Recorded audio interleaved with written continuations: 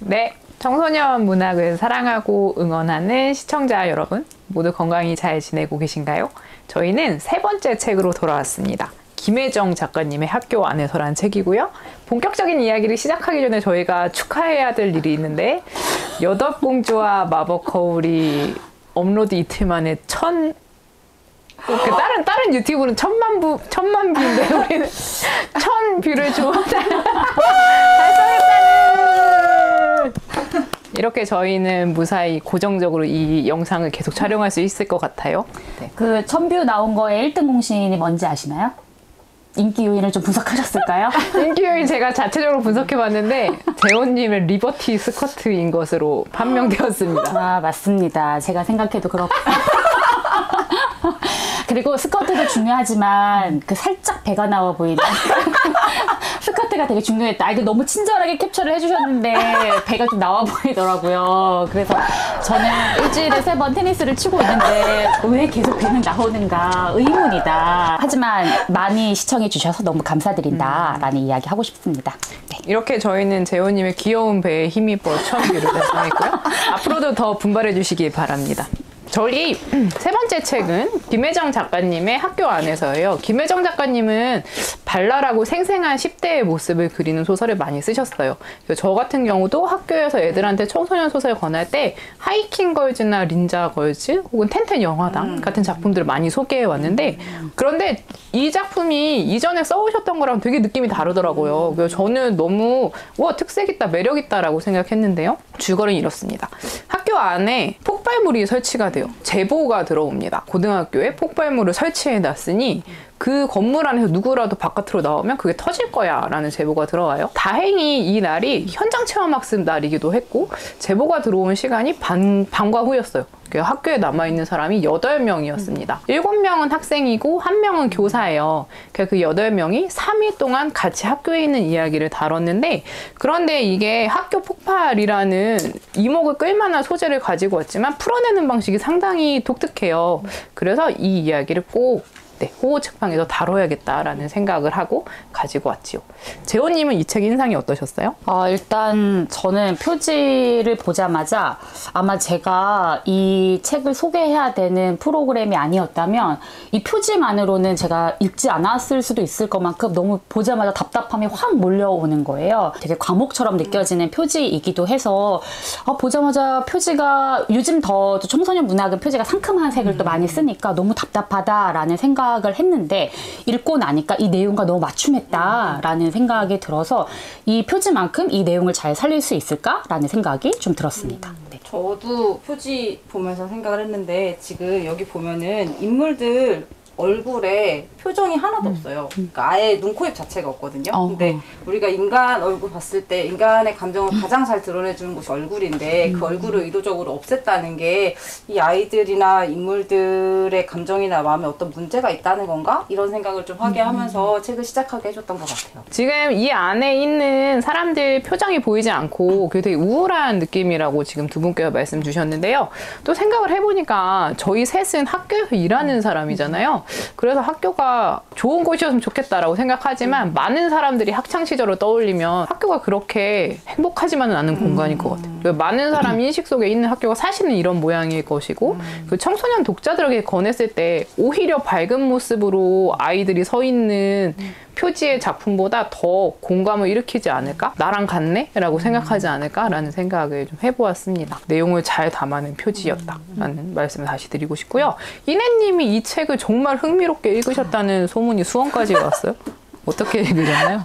아니, 진짜 제가 이거를 애들을 재우고 시작했거든요. 애들을 재우고 잠깐 보다 자야지 이러고서 이렇게 책을 펼쳐서 이 자세에서 원래 시작했는데 점점 좀 이렇게 오게 되는 거예요. 그래서 나중에는 정말 자야 되는데 하면서 도대체 폭발물을 설치한 협박범이 누구야 이러면서 끝까지 보다 결국에 새벽에 책장을 덮었다는, 정말 놓을 수가 없더라고요. 또 이 책 안에는 되게 다양한 학교에서 만날 수 있는 다양한 관계와 인물들이 나와요. 그래서 보면서 나랑 비슷한 인물도 있고 그리고 내 친구와 비슷한 인물 아니면 내가 겪었던 일과 비슷한 일 이런 것들을 되게 많이 보면서 되게 다양한 관계와 감정을 마주할 수 있게 되더라고요. 그래서 그것 자체가 어떤 즐거움일 수도 있고 혹은 내가 어떤 가지고 있었던 상처에 대한 치유의 시작이 될 수도 있는 그런 면에서 되게 매력 있는 책이라는 생각이 들었어요. 두 분 말씀해 주신 대로 이 책이 그 폭발이라는 재난 상황을 소재로 삼기도 했지만 추리적인 요소가 되게 많아요.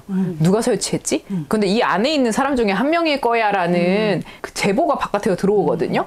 그래서 이 8명 중에 누가 범인인가가 되게 끊임없이 생각하게 만들고 작가님이 떡밥을 되게 많이 던지셨어요. 그것에 대해서 막 몰두를 하다 보면 정말 시간 가는 줄 모르고 읽게 되는데 근데 저는 김혜정 작가님 진짜 대단하다고 느낀 게 여기서 그 각각의 인물들이 범인이라고 생각할 수 있는 요소들을 되게 많이 던져두셨는데 충실히 모두 회수를 하셨다. 그래서 아 이건 정말 책임감 있는 작가의 태도다. 되게 그냥 재밌으라고 막 떡밥만 던지는 작품들이 되게 많잖아요. 맞아. 근데 정말 하나도 빠짐없이 다 회수하는. 그래서 이 작가님에 대한 존경의 마음 또한 가질 수 있는 작품이었습니다. 본격적인 이야기를 좀 시작하기 전에 재원님께서 이 책을 읽고 좀 떠오른 사람이 있었다라고 하시던데요. 저는 지금 전교생이 한 20명 정도 되게 작은 학교에 있고 제가 담임하고 있는 반은 바로 이 소설에 나오는 등장인물 수처럼 이제 8명의 아이들과 같이 같은 공간에서 생활을 하거든요. 근데 저는 이 책에서 폭발물이 설치가 됐는데 전교생이 다 있을 때 폭발물이 설치가 된 게 아니라 요 소수가 남았을 때 폭발물이 설치됐다라는 게 생각해 볼수록 인상적인 거예요. 왜냐면 저도 큰 학교에 있어 봤지만 큰 학교에 있다 보면 아이들이 이렇게 부류별로 이렇게 뭉뚱그려 보이거든요. 그러니까 A 그룹, 뭐 B 성향 이렇게 보이는데 이 소수 8명에 남겨진 이 교실에서는 한 명 한 명의 사연이 다 클로즈업 되잖아요. 그래서 어떤 부류가 아니라 정말 그 하나의 낱낱이 인간으로 보이기 때문에 저는 그 저희 반 아이들이 그 이 책에서 어떤 인물에 되게 공감을 하고 본인의 학교 생활은 여기에 나와 있는 아이들 중에 어떤 유형이었을 거라고 생각하는지 굉장히 궁금한 거예요. 그래서 정말로 이 책을 또 이게 폭발물이고 어떤 추리이기 때문에 아이들이 흥미롭게 읽을 만한 요소들이 굉장히 많아서 아이들과 같이 읽고 어떤 인물에 해당하는지 좀 얘기를 나눠보면 되게 재미있겠다라는 생각이 또 들었었고요. 그리고 또 하나는 그 전교생이 아니라 이 소수가 남았다라고 했잖아요. 그러니까 마치 저희가 요즘에 왜 큰 서점도 좋지만 사람들이 독립서점 좋아해서 다니잖아요. 근데 그 이유가 독립서점에 가면 책의 얼굴이 보이잖아요. 아주 작기 때문에. 그래서 저는 소수가 모이니까 비로소 이 한 명 한 명의 얼굴이 보이기 시작하고 저도 굉장히 여기 와서 반성을 했던 게 큰 학교였기 때문에 저조차도 뭔가 익명성에 기대서 좀 살았던 거 아닌가? 이렇게 인간관계를 한 명 한 명 얼굴을 보면서 했어야 되는 거 아닌가? 라는 생각을 이 책을 읽으면서 좀 깊게 하게 되었습니다. 한 명 한 명의 얼굴을 보게 하는 작품이라는 점이 멋지다라는 말씀이 정말 마음에 남네요. 그런 점에서 저희가 본격적인 소설 이야기 시작하기 전에 여기에 8명의 캐릭터가 등장하는데 각자 사연을 가지고 이야기를 가지고 있거든요. 저희 시청자님들이 읽어보시기 전에 저희가 약간 작품 이해에 대한 팁을 드릴 겸 각자 저희가 어떤 인물에 좀 나랑 닮았다라고 생각하셨는지 그것에 대한 이야기 좀 나눠볼까요? 저는 재준이라는 인물이 기억에 남았는데요. 재준이 하는 대사가 재준은 평균, 표준이라는 단어를 좋아한다. 그 말처럼 숨기 좋은 게 없다. 튀는 삶은 없다. 라는 설명이 나오거든요.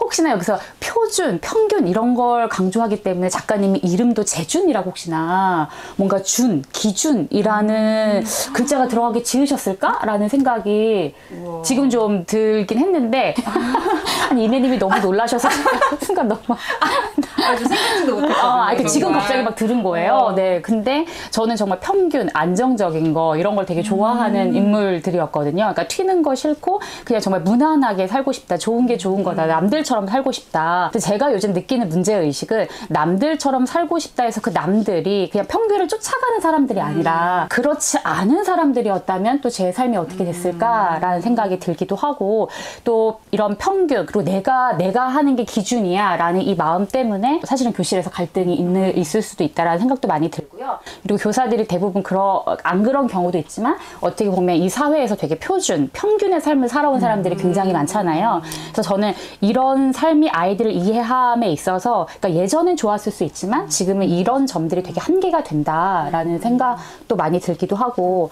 그래서 재준의 이 설명을 보면서 아 너무나 나다라는 생각을 좀 하였습니다. 은혜님은 어떠셨나요? 저는 학창시절 돌아보니까 여기 아인이가 나오거든요. 그 아인이라는 아이가 되게 관계를 어려워하는 아이인데 저는 아인이는 아인인데 되게 욕심이 많은 아이였어요. 뒤에 보시면 제가 또 욕심이 많다는 내용이 나오는데 왜 그랬냐면 다른 사람과의 관계는 사실 늘 불안하고 어렵잖아요. 그런데 사실 그 청소년기에는 더 불안하고 어렵고 그런 관계에 대해서 어려움을 많이 느꼈던 시기인 것 같아요. 그래서 제가 그 당시에는 되게 친구들하고 얘기를 할 때도 말을 골라서 해놓고도 내가 말을 잘못했나? 이런 생각도 좀 하고 뭔가 친구들이 같이 결정해야 되는 상황이 되면 약간 뒤로 항상 빠졌던 것 같거든요. 결정하는 상황에서. 그래서 그런 부분에서 되게 아인이랑 비슷하다는 생각을 했고 근데 욕심이 많았다는 건 뭐냐면 근데도 나보다 뭘 잘하는 친구를 보면 너무 부러운 거예요. 그걸 이렇게 아이디처럼 끝까지 이렇게 말 안 하거나 숨겼으면 모르는데 또 그게 질투가 나고 부러운 마음이 있으니까 그 마음이 점점 뾰족해지더라고요. 이렇게 뾰족해지면 이렇게 뚫고 나오잖아요. 그래서 잘 숨기지 못했던 것 같아요. 그래서 그때 저한테 다시 뭔가 얘기해 줄 수 있는 기회가 되면은 그렇게 타인한테 인정받는 겉으로 드러나는 수치 때문에 아등바등 하지 않아도 된다. 그냥 너 존재 자체로도 충분히 사랑받을 수 있고 가치 있는 존재였어. 그렇게 아등바등 친구들 미워하면서 살지 않아도 돼. 이런 얘기를 꼭 해주고 싶다는 생각이 들었는데 말하다 울컥할 뻔했어요. 아니 근데 저희가 보기에는 되게 완벽하고 남을 부러워할 만한 전혀 그럴 것 같지 않은데 제가 오히려 이내님을 부러워할 만한 요소가 많이 있죠. 네, 그러니까 이내님은 사실은 언제 봐도 이렇게 항상 그 방금 이렇게 화장한 것처럼 언제나 이렇게 아름다운 표정으로 줌에서도 이렇게 조명을 들고 다녀요. 알겠습니다. 이내님께서 아까 작품 설명하실 때 여기 등장하는 다양한 인물을 보면 자기 치유되는 듯한 느낌을 받을 수 있다고 말씀하셨는데 약간 이런 지점인 것 같아요. 정말 다들 각자 다른 캐릭터를 가지고 있거든요. 그런데 그 사람들을 보면서 나를 떠올려보고 당시에 내가 어땠는지 떠올려보고 그리고 지금 이내님 말씀처럼 그래도 괜찮아 라는 말을 던져보고 저 같은 경우는 지우가 저의 청소년기랑 닮았다라고 생각을 했는데요. 지우랑요? 제일 동떨어진 인물 같았어요. 일단은 들어봅시다. 네네. 지우가 여기 캐릭터 중에서 있는지 없는지 아무도 모르는 존재. 고2인데 같은 고2인 갇혀있는 학생들이 제가 우리 학교였어? 라고 생각할 정도로 존재감 없는. 영희님이 그러셨다고요? 제가 놀랄만 하죠? 더 충격적이네요. 그렇죠. 본인만 그렇게 생각하고 있었던 거 아닐까요? 그랬을 수 있네요. 근데 정말 놀랍게도 저는 학창시절 때 정말 존재감 없는 학생이었거든요. 지금은 이렇게 진행병이 있으신데 지금 관종돼요. 정말 사람은 변한다는 사실이 맞아요. 맞아요. 아까 이내님이 말씀하신 거랑 비슷한 건데 되게 타인에게 어떻게 보일까를 걱정하다가 아예 숨어버린 스타일이 저였어요. 그러다가 지금 이렇게 관종이 된 건 주변 사람들이 저에게 많은 지지와 응원과 관심을 주었기 때문인데 근데 말씀대로 인간을 변하게 하는 건 인간이기도 한 것 같아요. 이런 책을 통해서 사람을 만나고 치유를 받기도 하고 그리고 누군가 때문에 또 바뀔 수 있구나라는 믿음으로 또 살기도 하고 그러게 사람이 아닌가라는 생각을 합니다. 저희가 책에 대한 이야기를 짧게 드리고 본격적인 이야기는 2부에서 드리게 될 텐데요. 책방에서 세 번째로 다루는 책인 학교 안에서는 재난 폭발물이라는 소재로 출발했지만 결국 이 책 전체에서 이야기하는 건 각각의 사연이거든요. 인물에 대해서 생각하게 만듭니다. 학생들한테 소설을 왜 읽히세요, 선생님? 사실 전혀 멋있지 않지만 그 교육 과정이 있으니까 근데 저는 요즘에 드는 생각은 소설 교육은 민주시민 교육이다라는 생각을 실제로는 많이 해요. 문학만큼 내가 다른 사람의 신발을 신어보게 하는 장치가 또 있을까라는 생각이 들어서 어떻게 보면 요즘에 제가 아이들과 다루는 이야기가 정말 이 아이들의 미래의 선택에 영향을 줄 수 있고 그 어떻게 살아가는지에 대해서 아주 영향을 줄 수 있다는 생각을 많이 해서 더 신중하게 작품을 골라야겠다라는 생각을 요즘엔 아주 더 많이 합니다. 이내님은 소설을 왜 읽히시나요? 저는 그러니까 애들이 저도 그렇지만 소설을 읽고 나면은 내가 이런 사람과 이런 상황에 대해서 이렇게 생각하는 사람이었구나라는 나에 대한 생각을 좀 하게 해주는 것 같아요. 나는 내가 이런 편견을 갖고 있는 사람인지 몰랐어. 혹은 나는 이렇게 이 사람과 이 사람과의 관계를 경계짓는 사람인지 몰랐는데 소설을 읽으면서 아, 내가 이런 사람이었구나라는 걸 스스로 깨닫고 조금 나를 확장해 나갈 수 있게 해주는 역할을 해주는 것 같아서 그래서 저는 소설을 좀 읽힐 필요가 있는 것 같고 저도 그래서 소설을 읽고 있어요. 멋집니다. 그 한강 작가님께서 소설가의 소임을 이야기하면서 지금 본인 멋있어 보이려고 저희한테 이렇게 갑자기 질문한 거죠. 아, 그러네. 저희 질문 지금 대본에 없었거든요. 그래서 저희가 지금 본인만 살짝 엔딩 멋있게 당황했지만 하려고 지금 준비된 요 이야기 하고 싶어서. 저는 10대 때는 존재감 없는 아이였지만 사람을 30대가 변한다는 된 지금은 자기 존재감을 만들기 위해 타인을 희생시킨다. 아, 정말 아름답다. 아름답다. 하지만 여러분도 돋보였어요? 멋있었다고요? 한강 작가님이 소설가의 소임은 유리창에 부딪혀 떨어진 새에 대해서 이야기하는 게 소설가의 일이라고 하셨어요. 그러니까 유리창은 너무 단단하고 견고한데 작은 새가 부딪히면 다른 사람은 모르잖아요. 밑에 떨어져 있음에도 불구하고 그래서 저 존재가 있어라고 이야기하는 게 소설이야 라고 말씀을 하셨는데 저희가 이런 멋진 두 분이 말씀하신 것도 이 내용과 일맥상통하잖아요. 이 멋진 가치를 아이들한테 보여주고 싶지만 이게 되게 진지하게 접근이 되면 애들이 끝까지 못 읽는 경우가 되게 많거든요. 근데 얘는 학교가 폭발한다. 라는 자극적인 상황 설정, 누구나 관심 가질 법한 상황 설정을 보여주고 독자들을 끌어들인 다음에 개개인의 이야기를 조망한다는 점에서 저는 소설의 재미와 의미를 모두 다 얻을 수 있는 좋은 작품이라는 생각을 합니다. 그래서 세 번째 책으로 함께 읽자라고 권해드렸고요. 호호 책방에서 작품을 선택하는 안목을 이제 좀 신뢰하실 거라는 생각이 드는데요. 여러분 다음 영상으로 찾아뵙기 전에 여러분이 먼저 책을 구매하셔서 꼭 읽어보시라 라는 말씀을 드리고 싶습니다. 저희 다음 주에 작품에 대해 조금 더 구체적으로 언급하는 영상으로 찾아뵙도록 하겠습니다.